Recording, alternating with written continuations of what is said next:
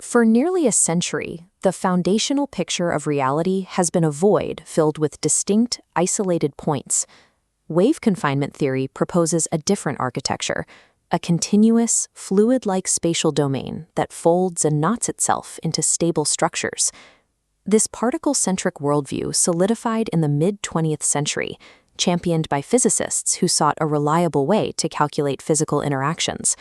They built a framework where forces are mathematically modeled as the exchange of virtual particles, bosons, firing back and forth across a flat, passive background space. Wave confinement theory discards that premise. It operates without assuming any fundamental particles, a pre-existing spacetime metric, or invisible force carriers. Instead, the entire model is built on a single, continuous phase flux field. Every physical event is derived strictly from local energy density, energy flux, and the phase of the wave. This is the classic equation for rest mass, E equals mc squared, transforming into the geometric identity of the wave field. This continuous field recovers the laws of relativity by defining mass as a localized measurement. You're measuring the geometry of the wave itself. If this framework holds, the macroscopic physics we observe daily emerge strictly from the continuous evolution of a bounded wave field. To understand how a continuous field creates a discrete object, we have to look at how the wave regulates itself. The field is governed by a strict nonlinear curvature feedback mechanism, which actively penalizes sharp spatial gradients. This formula represents the foundational curvature operator. To see how it drives wave confinement, look specifically at the regularized denominator. As the outer boundary of a wave approaches absolute zero, standard equations would produce a singularity. This regularizer term prevents that mathematical collapse, ensuring the operator remains finite everywhere.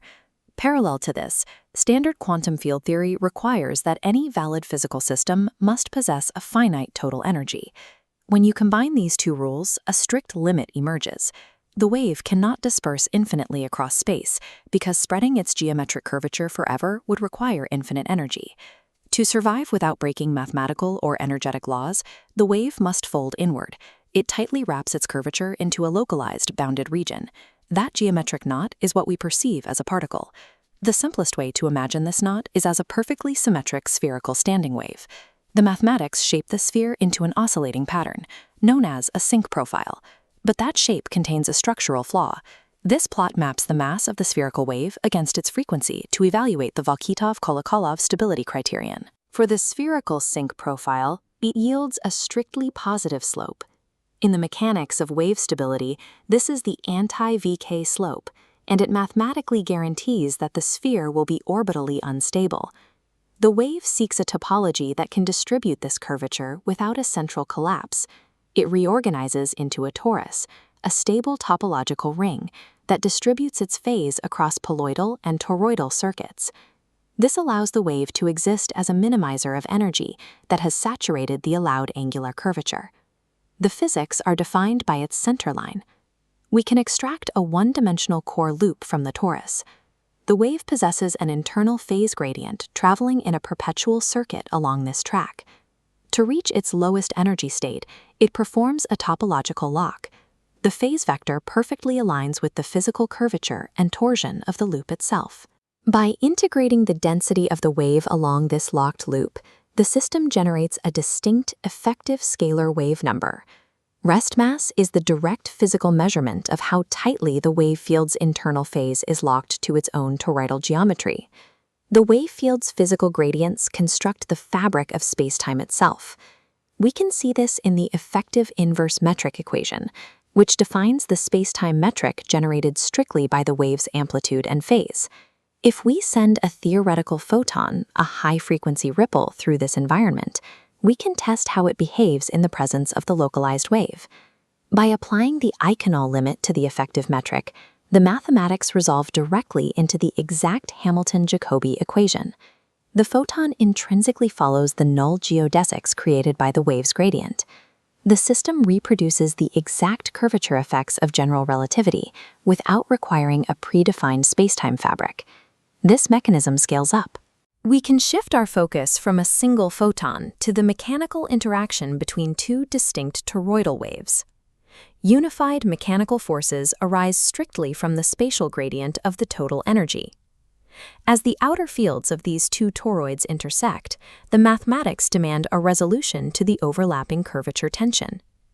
When you transport this energy gradient outward into asymptotic free space, the tension drops off following an exact 1/r radial curve.